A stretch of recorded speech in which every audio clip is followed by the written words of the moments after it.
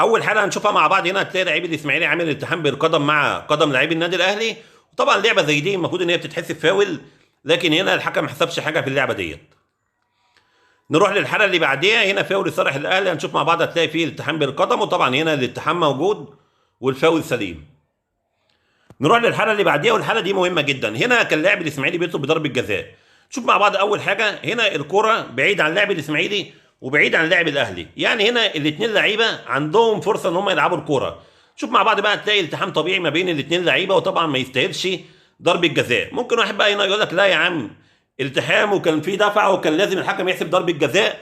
هقول لك ان هو الحكم في نفس المباراه في اللعبه دي مع النادي الاهلي هتلاقي نفس التدخل من لاعب الاسماعيلي، وهنا الحكم ما حسبش فاول للاعيب النادي الاهلي، واللعب مشي والهجمه كملت عادي. وبعديها كمان بنفس الطريقه والحكم قريب من اللعبه، لاعب الاسماعيلي برضه داخل بنفس الطريقه، التحام ما بين الاثنين لعيبه، والحكم برضه ما حسبش حاجه. يعني هنا الحكم شاف ان ده التحام طبيعي ما بين لاعبي الاسماعيلي ولاعبي الاهلي، برضه هو الحكم شاف ان ده مش ضربه جزاء، لكن هنا كمان الفار اكد له ان هي التحام طبيعي وما فيهاش ضربه جزاء.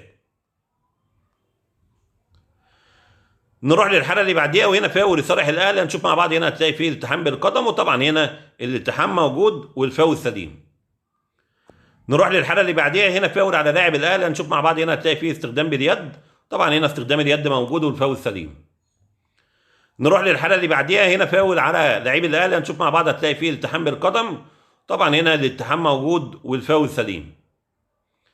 نروح للحاله اللي بعديها، هنا فاول على لاعب الاسماعيلي. هنشوف مع بعض، هنا هتلاقي برضه فيه التحام بالقدم، طبعا لعبه زي دي الطبيعي بقى تديله انذار. هنا اللاعب ما لعبش على الكره، لعب على قدم لعيب النادي الاهلي، لكن هنا الحكم ما حسبش الا الفاول بدون انذار بس.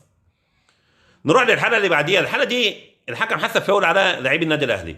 والله انا حاولت اشوف فين الالتحام، ما لقيتش اي التحام، يعني قرار غريب. والاغرب كمان ان هنا ادى لعيب النادي الاهلي انذار. نروح بقى للحاله اللي بعديها، وهو الهدف اللي اتلغى لفريق الاسماعيلي. نشوف مع بعض حاجه مهمه جدا. اول حاجه الكره طبعا جت في يد لعيب الاسماعيلي. اي حد بقى ممكن يقول لك يا عم، هو مش القانون بيقول الكره لو جت في قدم اللاعب وجت في اليد ما بتتحسبش لمسه يد؟